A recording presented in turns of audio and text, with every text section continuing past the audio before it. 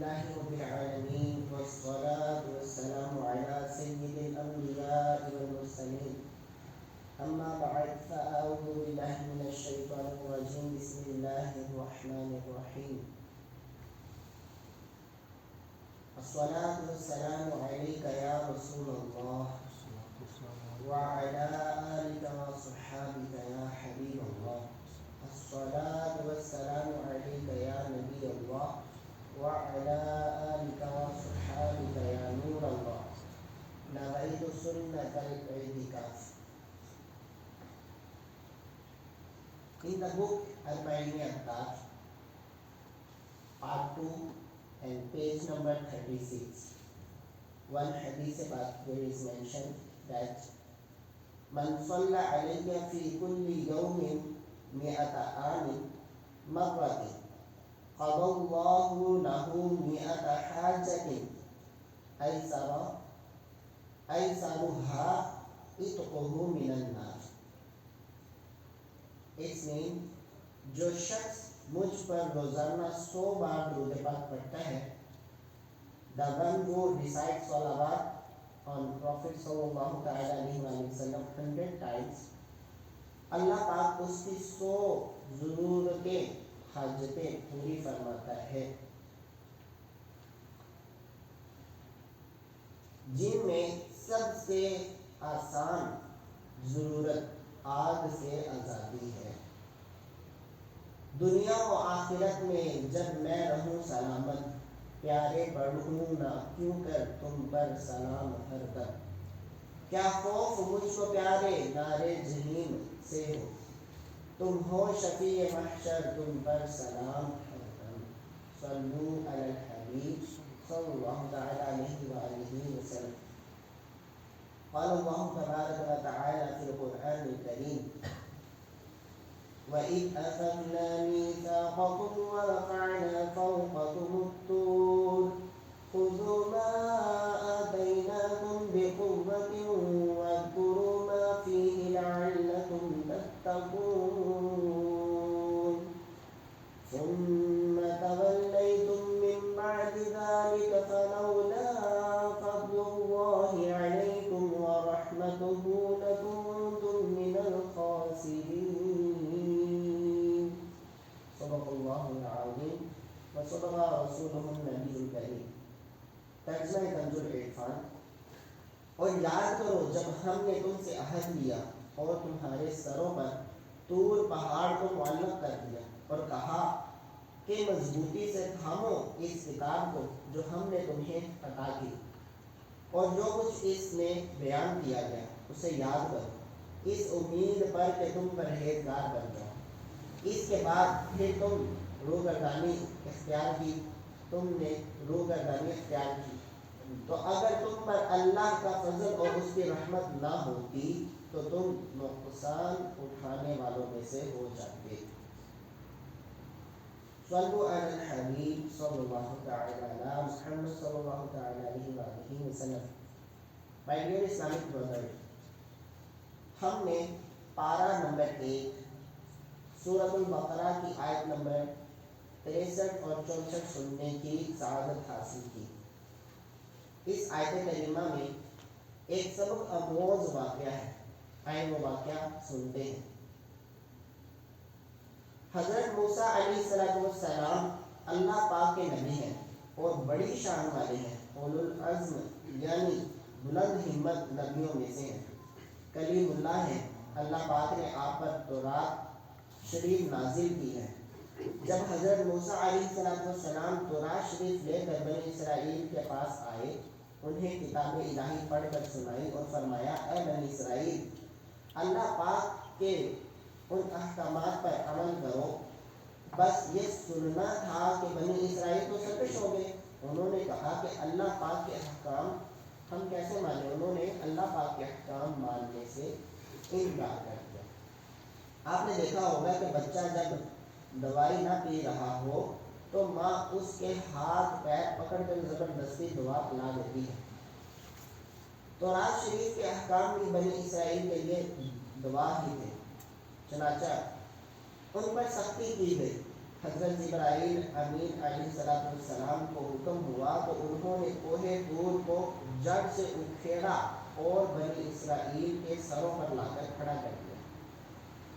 اب جیسے ہی انہوں نے یہ دیکھا، اب انہیں کہا گیا خذوا ما آتیناکم بقوۃ واذکروا ما فیہ، ترجمہ کنز العرفان، مضبوطی سے تھامو اس کتاب کو ہم نے جو تمہیں عطا کی ہے اور جو کچھ اس میں بیان کیا گیا، اور اسے یاد کرو۔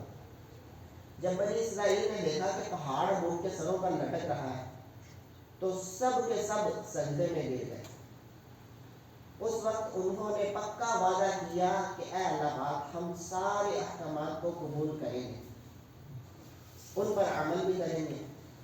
ان کی یہ توبہ اور وعدہ قبول کر لیا گیا اور پہاڑ کو واپس اپنی جگہ پر رکھ دیا گیا۔ اس کے بعد اللہ پاک نے ارشاد فرمایا ثم تولیتم من بعد ذلک، ترجمہ کنز العرفان، اس کے بعد پھر تم نے روگردانی اختیار کی، یعنی طور سروں پر اٹھایا گیا، موت سامنے نظر آنے لگی تو سب کے سب وہ کہنے لگے کہ ہم نے اللہ پاک کے احکام کو مان لیا، اور جب اس کو ہٹا دیا گیا تو فوراً مکر گئے۔ تب وہ کہنے لگے کہ پہاڑ کو دیکھ کر کہ اے اللہ ہمیں معاف فرما، ہم تو رات کو بھی مانیں گے، تو رات میں لکھی ہر بات پر بھی عمل کریں گے، اسے قوت کے ساتھ تھام کر بھی رکھیں گے، اس میں جو لکھا ہے اس کو پڑھتے پڑھاتے بھی رہیں گے۔ پھر جب خطرہ ٹل گیا، بات ذرا پرانی ہو گئی تو یہ بنی اسرائیل اپنے وعدے سے پھر گئے، نہ تو رات پر عمل کیا اور نہ اس کو پڑھنے پڑھانے کا سلسلہ جاری رکھا، بلکہ تورات شریف میں اپنی من مانیاں کرنے لگے، تبدیلیاں کرنے شروع کر دی۔ اس مقدس کتاب کو دنیا کمانے کا انہوں نے ذریعہ بنا دیا۔ اب حق تو یہ بنتا تھا کہ اس سرکشی پر عذاب اتر آتا، آسمان سے پتھر برس جاتے، زمین پھٹتی اور انہیں دنسا دیا جاتا، مگر اللہ پاک رحمان ہے، رحیم ہے، کرم فرمانے والا ہے، فضل فرمانے والا ہے۔ اللہ پاک نے ارشاد فرمایا کہ فَلَوْلَا فَضْلُ اللَّهِ عَلَيْكُمْ وَرَحْمَتُهُ لَكُنْتُمْ مِنَ الْخَاسِرِينَ، ترجمہ کنز العرفان، تو اگر تم پر اللہ کا فضل اور اس کی رحمت نہ ہوتی تو تم نقصان اٹھانے والوں میں سے ہو جاتے، یعنی اے بنی اسرائیل تم حد سے بڑھ کر سرکش ہو۔ اگر اللہ پاک کا فضل نہ ہوتا، اس کی رحمت تمہیں گھیرے میں نہ لیتی تو ضرور تم عذاب میں گرفتار ہوتے اور نقصان اٹھانے والوں میں سے ہو جاتے۔ پیارے اسلامی بھائیوں، اس قرآنی واقعہ سے ہمیں بہت سی باتیں سیکھنے کو ملتی ہیں۔ سب سے پہلے تو اللہ پاک کے کرم اور فضل کو دیکھ لیتے ہیں کہ ہم بندے ہیں، ہم سرکشی کرتے ہیں، گناہ کرتے ہیں، اپنی اوقات سے بڑھ کر بول دیتے ہیں، ڈرتے نہیں، خوف نہیں کھاتے کہ باقی اختیار کرتے ہیں، مگر اللہ کریم ہے، وہ رحیم، وہ رحمان ہے، اپنے بے پناہ علم کا اظہار فرماتا ہے۔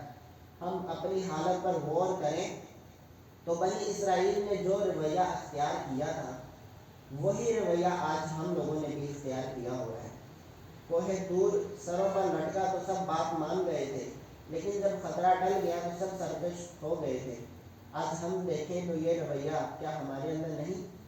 ذرا سا زلزلہ آ جائے، چند سیکنڈ کا زمین جھٹکا لے تو سب کہنے لگتے ہیں لا الہ الا اللہ، لا الہ الا اللہ، مگر جب یہ رک جائے، زلزلہ رک جائے تو دنیا والے سب اپنے اپنے کام میں پھر مگن ہو جاتے ہیں۔ کوئی خوفناک حادثہ پیش آئے، دل دہلا دینے والا کوئی حادثہ دیکھ لے، دل کانپ جاتا ہے، کانوں کو ہاتھ لگانے لگتے ہیں، توبہ توبہ کہنے لگتے ہیں، مگر جو ہی وہ منظر نظروں سے اوجھل ہو جائے پھر اپنی سرکشی پر اتر جاتے ہیں۔ کوئی ڈراؤنا خواب دیکھ لیں، خواب میں کوئی مردہ نظر آ جائے، قبر میں کوئی منظر نظر آ جائے، قبر کا کوئی منظر نظر آ جائے تو دل کانپ اٹھتا ہے، دل میں ڈر پیدا ہو جاتا ہے۔ پھر جب آنکھ کھلتی ہے، حواس اپنی جگہ پر آتے ہیں، پھر اسی روٹین پر واپس لوٹ جاتے ہیں۔ اللہ پاک کا فضل نہ ہوتا، اگر وہ رحمان اور رحیم نہ ہوتا تو سوچئے کیا ہوتا۔ اللہ پاک اگر فضل نہ کرتا تو ہمارے کردوت ایسے ہیں کہ ہم پر وہ پتھر برسا دیتا، آسمان سے آگ برس جاتی، بجلیاں گرتی، ہمیں زمین میں دھنسا دیا جاتا، مگر اللہ پاک رحمان ہے۔ اپنے محبوب ذیشان رحمت دو جہان صلی اللہ تعالیٰ علیہ وآلہ وسلم کے صدقے وہ ان کے غلاموں پر رحم فرماتا ہے۔ قرآن پاک میں اللہ پاک نے ارشاد فرمایا وَرَبُّكَ الْغَفُورُ ذُو الرَّحْمَةِ لَوْ يُؤَاخِذُهُم بِمَا كَسَبُوا لَعَجَّلَ لَهُمُ الْعَذَابَ۔ ترجمہ کنز العرفان، اور تمہارا رب بڑا بخشنے والا رحمت والا ہے، اگر وہ لوگوں کو ان کے اعمال کی بنا پر پکڑ لیتا تو جلد ان پر عذاب بھیج دیتا۔ یا خدا رحمت تیری حاوی ہے تیرے قہر پر، فضل و رحمت کے سہارے جی رہا بدکار ہے، بندہ بدکار ہوں بے حد ذلیل و خوار ہوں، مغفرت فرما الہی تو بڑا غفار ہے۔ گناہوں میں تو ہم لکھڑے ہوئے ہیں، سرکش بھی ہیں بے باک بھی ہیں، کاش جیسے دنیا میں اللہ پاک نے پردہ رکھا ہوا ہے، جیسے دنیا میں اس کے فضل کے سہارے ہم جی رہے ہیں، کاش یہی فضل آخرت میں بھی ہم پر ہوتا رہے۔ اگر یہ فضل نہ ہوا تو یقیناً ہم پھنس جائیں گے، اگر یہ فضل نہ ہوا تو میدان محشر میں کوئی کھڑا نہیں ہو سکے گا، اعمال کا حساب نہیں دے پائیں گے، پل صراط سے گزرنے کی تو سوچ بھی نہیں سکتے، بس اس مالک کریم کی رحمت اور محبوب ذیشان صلی اللہ تعالیٰ علیہ وآلہ وسلم کی شفاعت کی ضرورت ہوگی۔ تو نے دنیا میں بھی عیبوں کو چھپایا یا خدا، حشر میں بھی لاج رکھ لینا کہ تو ستار ہے، نیکیاں پلے نہیں آقا شفاعت کیجئے، آپ کی نظر کرم ہوگی تو بیڑا پار ہے۔ روایت میں آتا ہے کہ ایک شخص روز قیامت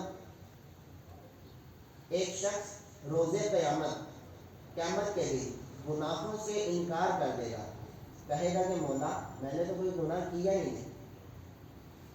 اللہ تعالیٰ اس کے اعضاء کو حکم دے گا تو اس کے اعضاء، اس کے ہاتھ، اس کی زبان اور اس کے جسم کے مختلف حصے یہ بولنا شروع کر دیں گے، مولا ہم گواہ ہیں اس نے فلاں فلاں گناہ کیا تھا۔ اللہ اکبر۔ جب وہ شخص دیکھے گا کہ میرے تو اپنے اعضاء یہی بولنا شروع ہو گئے، یہی میرے خلاف گواہی دے رہے ہیں، تو بچنے کی راہ اختیار کرنے کے لیے کہے گا۔ اس لیے قیامت کا دن سخت اور ہولناک ہے، وہاں حساب دینا آسان نہیں ہے، بہت دشوار ہے۔ قیامت کے دن صرف دو ہی سہارے ہوں گے، ایک سہارا اللہ پاک کی رحمت کا ہے اور دوسرا اس کے محبوب کریم صلی اللہ تعالیٰ علیہ وآلہ وسلم کی نظر شفاعت ہے۔ اور رحمت کسے ملے گی؟ اللہ پاک ارشاد فرماتا ہے ان رحمت اللہ قریب من المحسنین۔ ترجمہ کنز العرفان، بے شک اللہ تعالیٰ کی رحمت نیک لوگوں کے قریب ہے، یعنی اللہ پاک کی رحمت چاہتے ہو تو نیک بنو اور نیک لوگوں کے قریب رہو، کہ نیکی اور نیک لوگوں کے پاس اللہ پاک کی رحمت کے دروازے ہیں۔ صوفیہ کرام، اولیاء کرام فرماتے ہیں انسان اس دنیا میں گویا دکاندار ہے، زندگی اس کی دکان ہے اور اس کے اعمال وہ سودا ہے جو وہ بیچتا ہے، اور اگر اچھے اعمال ہیں تو ان کا خریدار رب ذوالجلال عز و جل ہے اور اس کی قیمت ہے جنت، اور اگر اس کے اعمال برے ہیں تو ان کا خریدار ہے شیطان اور اس کی قیمت ہے دوزخ، جہنم۔ لہٰذا جو اللہ پاک کی رحمت اور جنت کا طلبگار ہے اپنے اعمال کو اچھا کر لے، انشاءاللہ کریم روز قیامت رب رحمان الرحیم کی رحمت بھی نصیب ہوگی، مصطفیٰ جان رحمت صلی اللہ تعالیٰ علیہ وآلہ وسلم کی شفاعت بھی ملے گی، اور اللہ پاک نے چاہا تو جنت ٹھکانہ ہوگی۔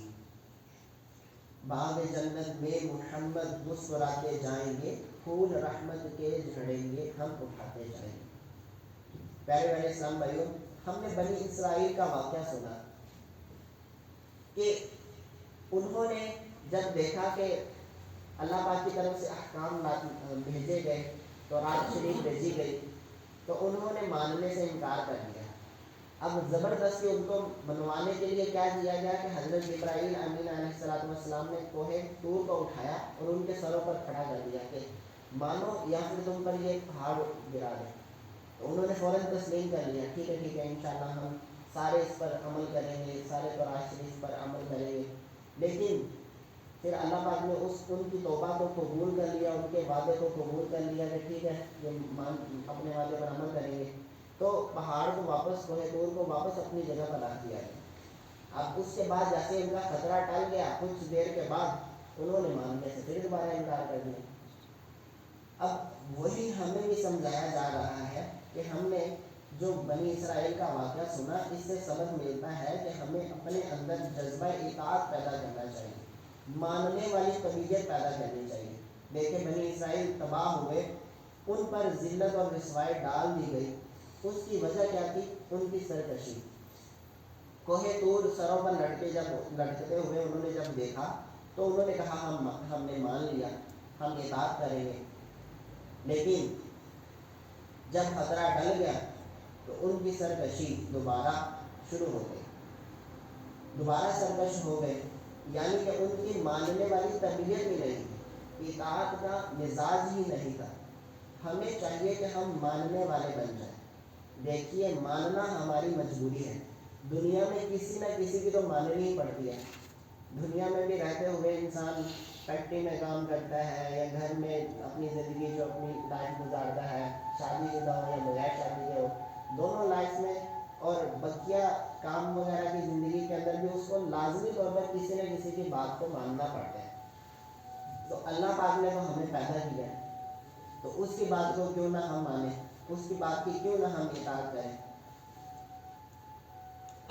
حضرت عبادہ بن صامت رضی اللہ تعالی عنہ فرماتے ہیں بایعنا رسول اللہ صلی اللہ تعالی علیہ وآلہ وسلم علی السمع والطاعت فی اليسر والعسر، یعنی ہم نے رسول اکرم نور مجسم صلی اللہ تعالی علیہ وآلہ وسلم سے اس بات پر بیعت کی کہ ہم تنگی ہو یا آسانی ہو، ہر حال میں حکم مانیں گے اور اطاعت کریں گے۔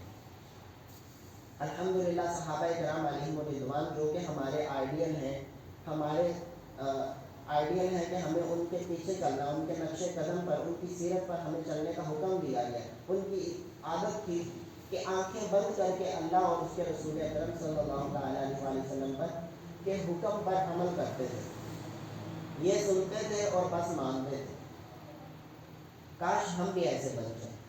ایک مرتبہ پیارے آقا مکی مدنی مصطفیٰ صلی اللہ تعالی علیہ وآلہ وسلم منبر پر تشریف فرما ہوئے، صحابہ کرام علیہم الرضوان جو کھڑے ہوئے تھے انہیں فرمایا اجلسو، بیٹھ جاؤ۔ حضرت عبداللہ بن رواحہ جو اس وقت مسجد میں موجود نہیں تھے، دور قبیلہ بنو غنم میں موجود تھے، انہوں نے وہاں ہی پیارے آقا صلی اللہ تعالی علیہ وآلہ وسلم کی آواز سنی۔ اب یہ نہیں سوچا کہ یہ حکم مجھے تو نہیں ملا، میں تو مسجد میں موجود ہی نہیں، وہ کہاں کتنی دور قبیلہ بنو غنم میں موجود ہے، اور وہاں پر انہوں نے پیارے آقا صلی اللہ تعالیٰ علیہ وآلہ وسلم کی آواز سنی کہ بیٹھ جاؤ۔ تو انہوں نے کیا کیا؟ انہوں نے وہاں پر ہی وہ بیٹھ گئے۔ انہوں نے ایسی باتیں نہیں سوچی کہ میں مسجد میں جاؤں، وہاں پر جا کے یہ میرے پر حکم لازم ہوگا، بلکہ وہ جہاں کھڑے تھے وہیں فوراً بیٹھ گئے۔ یہاں دو باتیں سیکھنے کو ملی۔ پہلے نمبر پر تو پیارے آقا صلی اللہ تعالیٰ علیہ وآلہ وسلم کی آواز کا معجزہ دیکھیں کہ آپ مسجد نبوی میں بیان کر رہے ہیں، مسجد نبوی کے اندر آپ نے بات کی ہے، اور وہ آواز کہاں؟ بنو غنم تک پہنچی، جہاں مسجد جمعہ آج قائم ہے۔ آج کے دور میں اگر کوئی جائے تو دیکھے مسجد جمعہ کہاں قائم ہے اور مسجد نبوی کہاں ہے۔ تو پیارے آقا صلی اللہ تعالیٰ علیہ وآلہ وسلم کی آواز کا وہاں تک پہنچ جانا یہ بھی ایک معجزہ ہے۔ یعنی عام لفظوں میں ہم میں سے کسی بھی شخص اگر کوئی کوشش بھی کرے تو شاید وہاں تک آواز نہیں پہنچا سکے گا، اور نہ ہی کوئی اس دور کے اندر کوئی ایسا ساؤنڈ سسٹم موجود تھا کہ جس کے ذریعے سے آواز اتنی دور پہنچ جائے گی۔ اللہ پاک نے ہمیں بھی یہ مقدس مبارک پیاری پیاری دل میں اترنے والی، سینے میں ٹھنڈک اتارنے والی آواز، اللہ پاک ہمیں بھی وہ آواز سننا نصیب فرمائے۔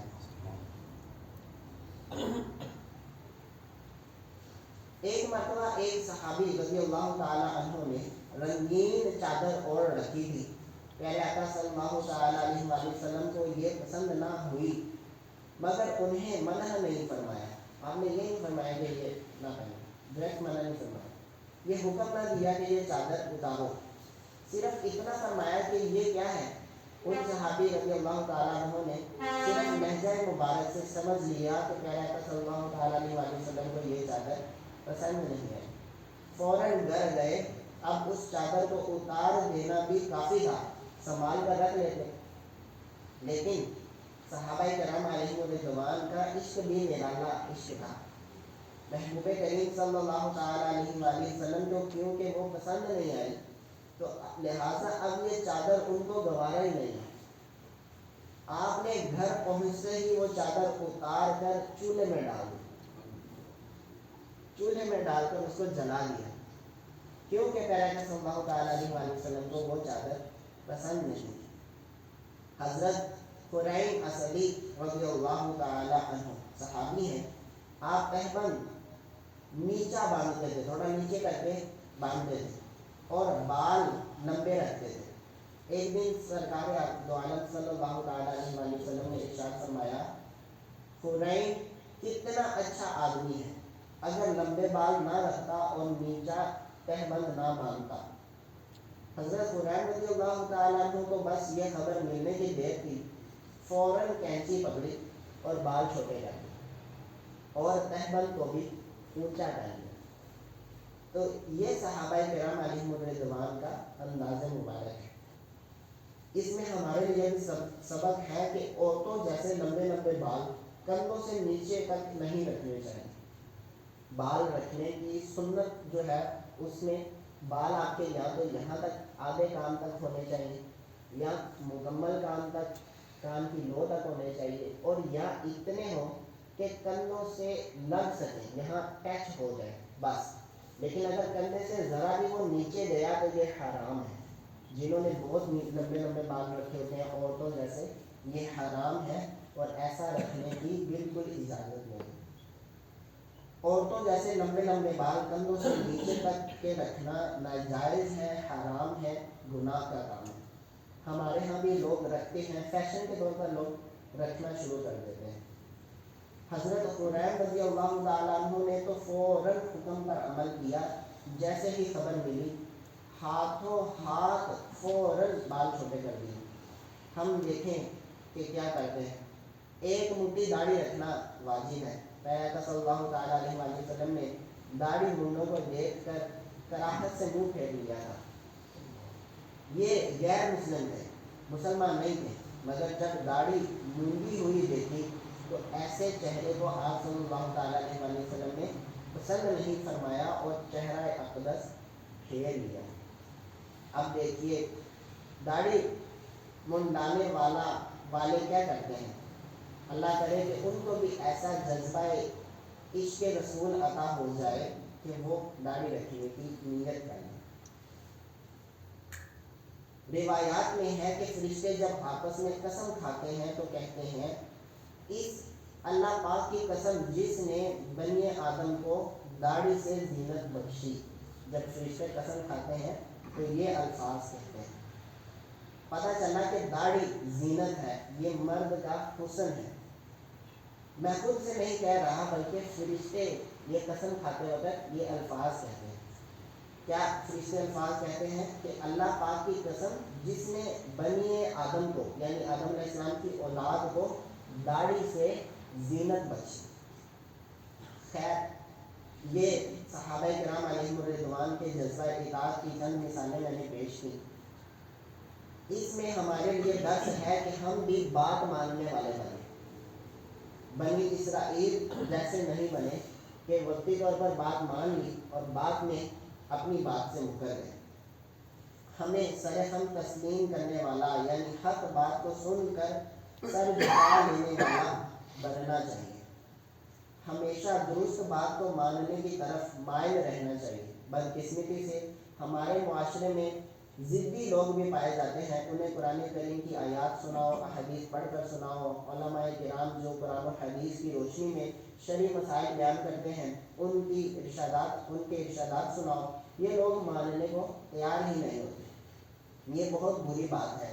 جب اللہ پاک کی اور اس کے رسول اکرم صلی اللہ تعالیٰ علیہ وآلہ وسلم کی بات کی جائے، شریعت کا مسئلہ درست ذریعے سے ہم تک پہنچایا جائے، تو اب ہمیں چاہیے کہ ہم اس کو تسلیم کریں اور اس پر عمل کریں۔ مسلمان کا کام ہی ماننا ہے۔ اللہ پاک نے قرآن پاک میں ارشاد فرمایا، ترجمہ کنز العرفان، اور کسی مسلمان مرد اور عورت کے لیے یہ نہیں کہ جب اللہ اور اس کے رسول صلی اللہ تعالیٰ علیہ وسلم کسی بات کا فیصلہ فرما دیں تو انہیں اپنے معاملے کا کچھ اختیار باقی نہیں۔ اس آیت میں فرمایا گیا کہ اے مسلمانوں، جب اللہ پاک اور اس کے رسول کریم صلی اللہ تعالیٰ علیہ وآلہ وسلم تمہاری جان، مال یا کسی حوالے سے کسی چیز کا حکم دے تو تمہیں اس میں دخل اندازی کرنے کا اختیار نہیں۔ اس حکم پر سر جھکانا تم پر فرض ہے۔ مفتی احمد یار خان نعیمی رحمۃ اللہ تعالیٰ فرماتے ہیں کہ اس آیت کریمہ سے ایک تو یہ معلوم ہوا کہ اللہ پاک کا دیا ہوا حکم یا رسول پاک صلی اللہ تعالیٰ علیہ وآلہ وسلم کا حکم دونوں ہی یکساں طور پر واجب العمل ہے، یعنی دونوں پر ہی عمل کرنا واجب اور ضروری ہوتا ہے۔ اسی طرح آیت کریمہ سے یہ بھی معلوم ہوا کہ شریعت کا کوئی حکم اگر ہماری طبیعت کے مطابق ہو تو اس پر اللہ پاک کا شکر ادا کرنا چاہیے، اور اگر کوئی حکم ہماری طبیعت یعنی ہماری رائے اور عقل کے خلاف ہو تو یہ قصور شرعی حکم کا نہیں بلکہ ہماری طبیعت کا ہے۔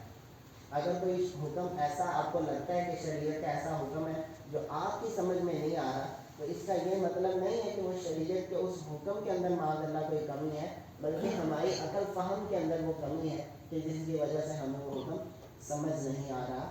اللہ پاک سے دعا ہے اللہ پاک ہمیں شریعت کے احکامات پر عمل کرنے کی توفیق عطا فرمائے۔ اللہ پاک ہمیں تمام قرآنی احکامات پر اللہ پاک کے پیارے حبیب صلی اللہ تعالیٰ علیہ وآلہ وسلم کے فرامین پر عمل کرنے کی توفیق عطا فرمائے۔ آمین بجاہ نبی الامین صلی اللہ تعالیٰ علیہ وآلہ وسلم۔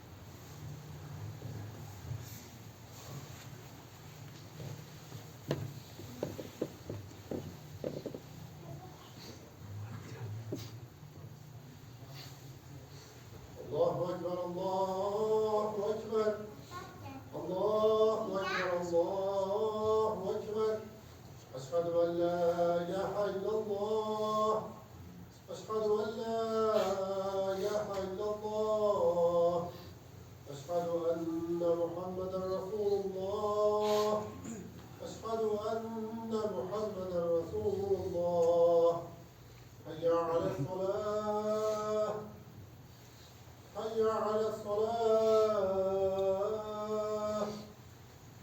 حي على الفلاح حي على الفلاح الله أكبر والله أكبر لا إله إلا الله.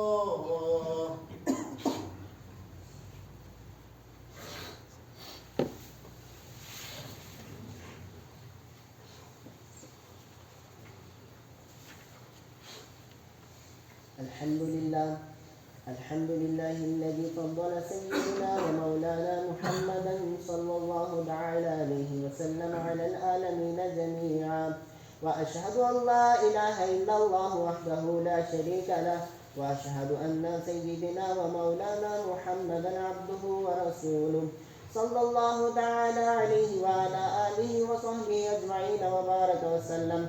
أما بعد فيا أيها المؤمنون رحمنا ورحمكم الله تعالى أوصيكم ونفسي بتقوى الله عز وجل في السر والإعلان وزينوا قلوبكم بحب هذا النبي الكريم عليه وعلى آله أفضل الصلاة والتسليم فإن الحب هو الإيمان كله ألا لا إيمان لمن لا محبة له رزقنا الله تعالى وإياكم حب حبيبه هذا النبي الكريم عليه وعلى آله أكرم الصلاة والتسليم عن النبي صلى الله تعالى عليه وآله وسلم البر لا يبلى والذنب لا ينسى والديان لا يموت اعمل ما شئت كما تدين تدان أعوذ بالله من الشيطان الرجيم فمن يعمل مثقال ذرة خيرا يره ومن يعمل مثقال ذرة شرا يره بارك الله لنا ولكم في القرآن العظيم ونفعنا وإياكم بالآيات والذكر الحكيم إنه تعالى ملك كريم جواد بدر رؤوف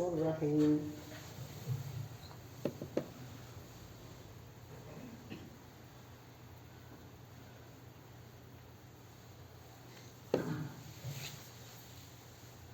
الحمد لله نحمده ونستعينه ونستغفره ونؤمن به ونتوكل عليه ونعوذ بالله من شرور أنفسنا ومن سيئات أعمالنا من يهده الله فلا مضل له ومن يضلله فلا هادي له ونشهد أن لا إله إلا الله وحده لا شريك له ونشهد أن سيدنا ومولانا محمدا عبده ورسوله صلى الله تعالى عليه وعلى آله وصحابه أجمعين وبارك وسلم أبدا لا سيما على أولهم بالتصديق أمير المؤمنين أبي بكر الصديق رضي الله تعالى عنه وعلى أعدل الأصحاب أمير المؤمنين عمر بن الخطاب رضي الله تعالى عنه وعلى جامع القرآن أمير المؤمنين عثمان بن عفان رضي الله تعالى عنه وعلى أسد الله الغالب أمير المؤمنين علي بن أبي طالب كرم الله تعالى وجهه الكريم وعلى ابنيه الكريمين السعيدين الشهيدين أبي محمد الحسن وأبي عبد الله الحسين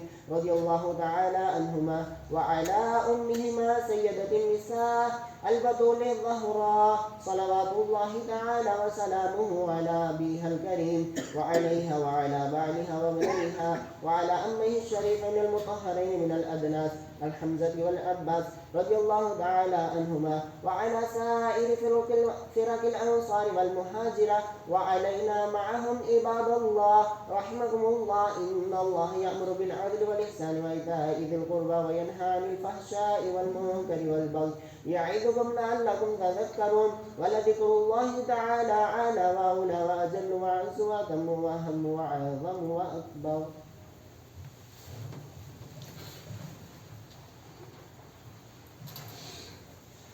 الصلاة والسلام عليك يا رسول الله وعلى آلك وأصحابك يا حبيب الله. الصلاة والسلام عليك يا نبي الله وعلى آلك وأصحابك يا نور الله. الله أكبر الله أكبر الله أكبر الله أكبر أشهد أن لا إله إلا الله أشهد أن لا إله إلا الله أشهد أن محمد رسول الله أشهد أن محمد رسول الله.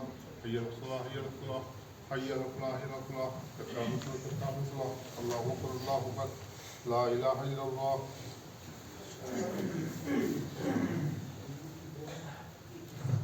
صفوا صفوفكم فإن تسوية الصفوف من تمام الصلاة. Please turn off your mobile.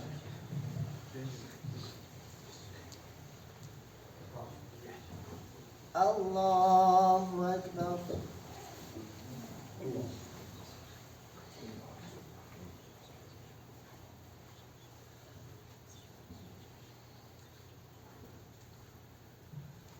الحمد لله رب العالمين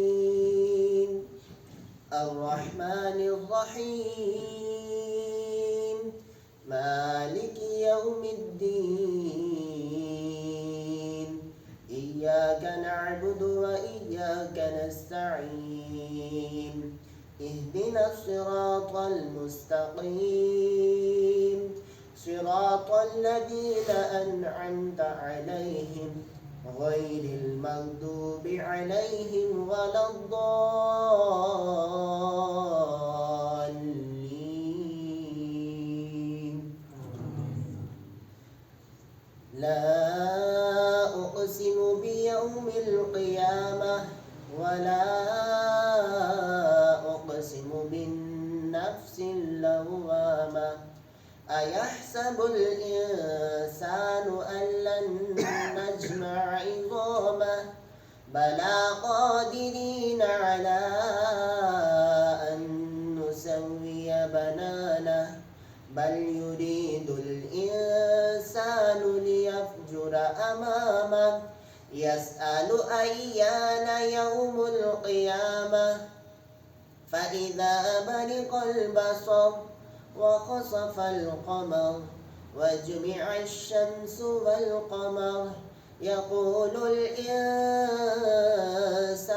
يومئذ أين المفر كلا لا وذر إلى ربك يومئذ المستقر ينبأ الإنسان يومئذ بما قدم وأخر بل الإنسان على نفسه بصيرا ولو ألقى معاذيرا لا تحرك به لسانك لتعجل به إن علينا جمعه وقرآنه فإذا قرأناه فاتبع قرآنه ثم إن علينا بيانه الله أكبر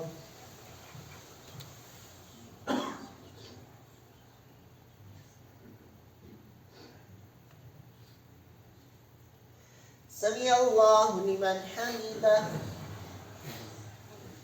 الله أكبر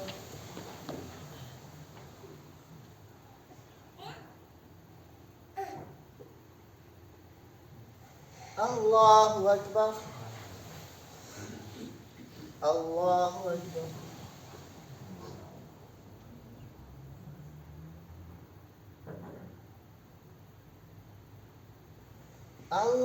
الله أكبر الحمد لله رب العالمين الرحمن الرحيم مالك يوم الدين إياك نعبد وإياك نستعين اهدنا الصراط المستقيم صراط الذين أنعمت عليهم غير المغضوب عليهم ولا الضالين والتين والزيتون وطور سينين وهذا البلد الأمين لقد خلقنا الإنسان في أحسن تقويم ثم رددناه أسفل سافلين إلا الذين آمنوا وعملوا الصالحات فلهم أجر غير ممنون فما يكذبك بعد بالدين أليس الله بأحكم الحاكمين الله أكبر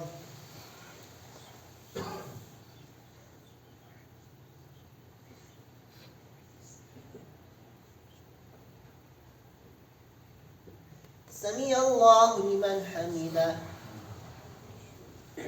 الله أكبر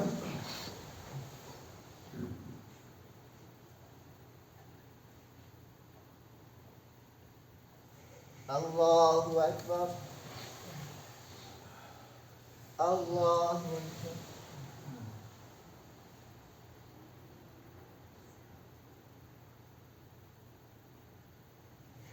الله أكبر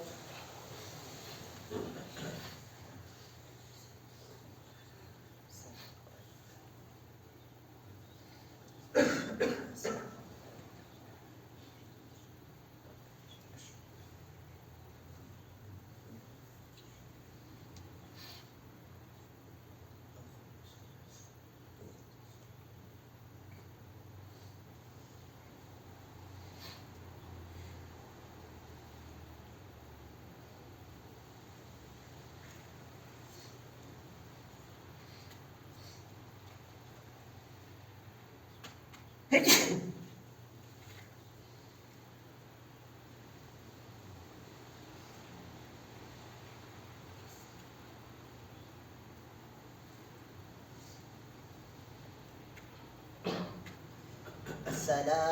عليكم ورحمة الله. السلام عليكم ورحمة الله.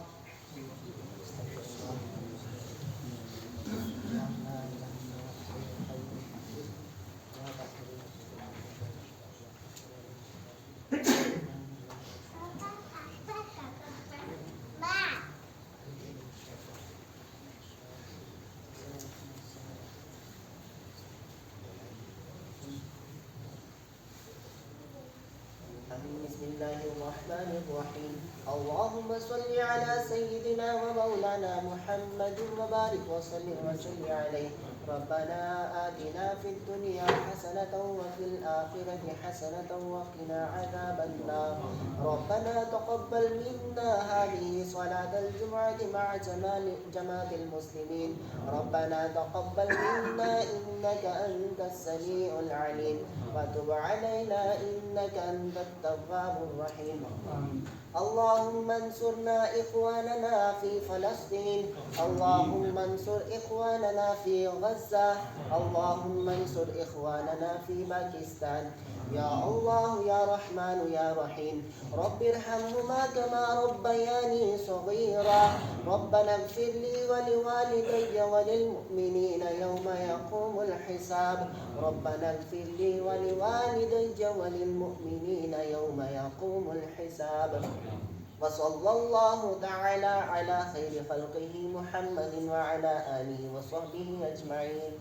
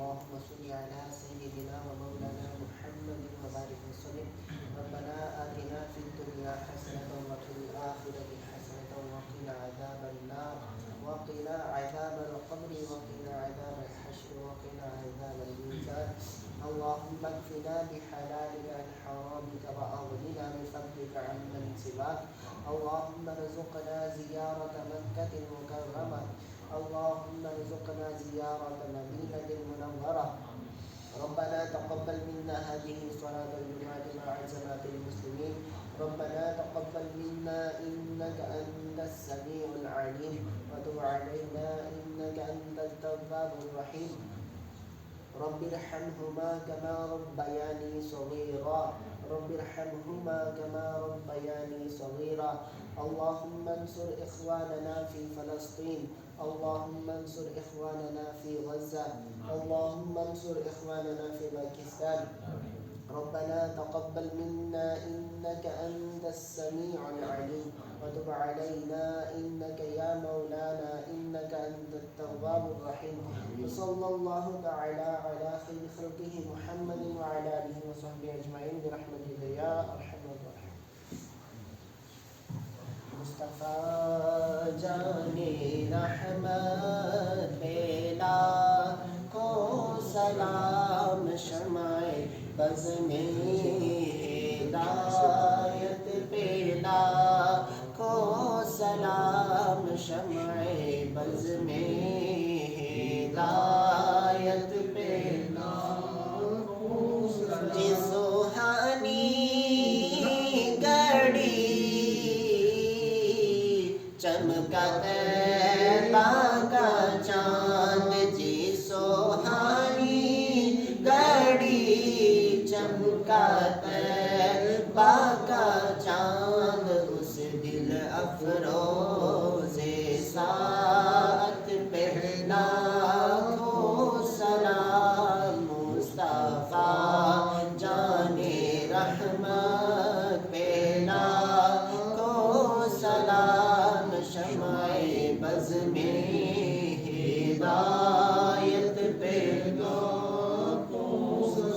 مجھ سے خدمت کے قدسی کہے ہاں رضا یا نبی سلام علیکہ یا رسول سلام علیکہ یا حبیب سلام علیکہ صلوات اللہ آپ سلطان جہاں ہے درد مند بے کسا ہے چارائے بیچارگاہ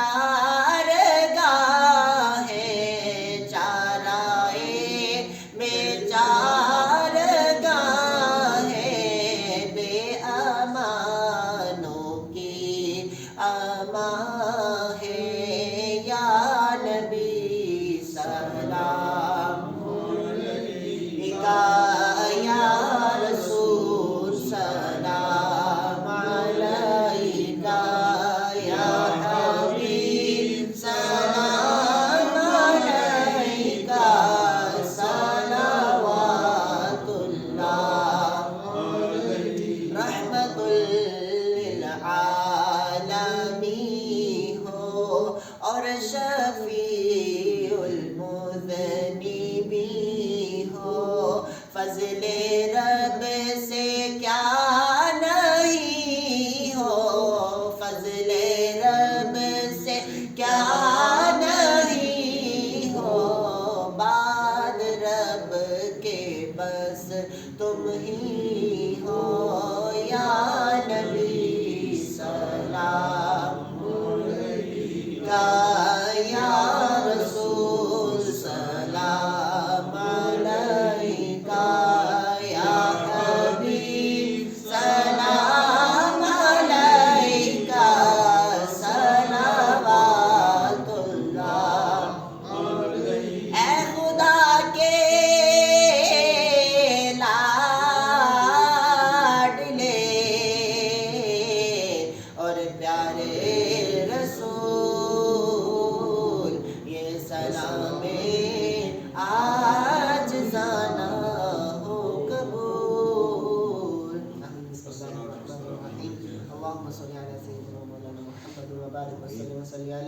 ربنا آتنا فی الدنیا حسنۃ وفی الآخرۃ حسنۃ وقنا عذاب النار. یا اللہ پاک نماز جمعہ ادا کرنا, درود پاک پڑھنا, سلام پڑھنا سب اپنی بارگاہ میں قبول فرما. یا اللہ پاک اس سب کی برکتیں اپنی رحمتیں نازل فرما. یا اللہ پاک خصوصاً بالخصوص آج جمعہ کا دن ہے, یا اللہ پاک تو اپنی خصوصی رحمتیں پاکستان, فلسطین و غزہ کے مسلمان بھائیوں پر بھی نازل فرما. یا اللہ پاک سب کی حفاظت فرما, سب کی خیر فرما. یا اللہ پاک ہمارے اہل و عیال کی, ہمارے مال جان اولاد کی سب کی حفاظت فرما. یا اللہ پاک سب کی پریشانیاں مصیبتیں بلائیں وبائیں دور فرما دے. یا اللہ پاک خوشحالیاں نصیب فرما. یا اللہ پاک پیارے آقا صلی اللہ تعالیٰ علیہ وسلم کی ساری امت کی بے حساب مغفرت فرما. کہتے رہتے ہیں دعا کے واسطے بندے تیرے کر دے پوری آد ظہر بے کس و مجبور کی. جب اس دنیا سے واپسی ہو یا اللہ نگاہوں میں ہو جلوہ مصطفیٰ, زبان پر ہو جاری لا الہ الا اللہ محمد رسول اللہ.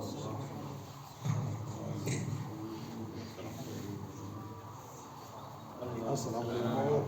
جمعہ مبارک ہو جناب. ہمارا جناب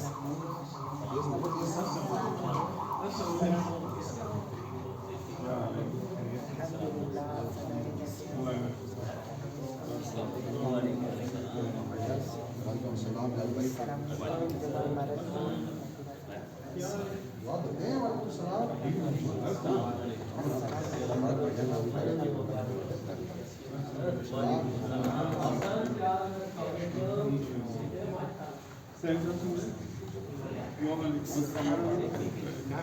یہ بڑا بیٹا شکاری صاحب 6 بجے قرآن پاک پڑھاتے ہیں, 6 بجے قرآن پاک پڑھنے ہیں. جی چھوٹے کو بھی لے کے آئے گا. ہاں بھیجے نا آج پھر ان کو. چھوٹا آئے گا ان شاء اللہ, اس لیے جانا ہے.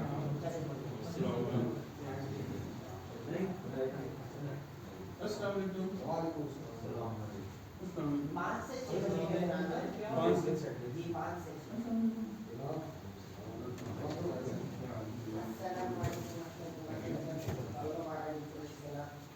وعلیکم وعلیکم السلام. کیا ہوا مجھے بولتے بیٹا.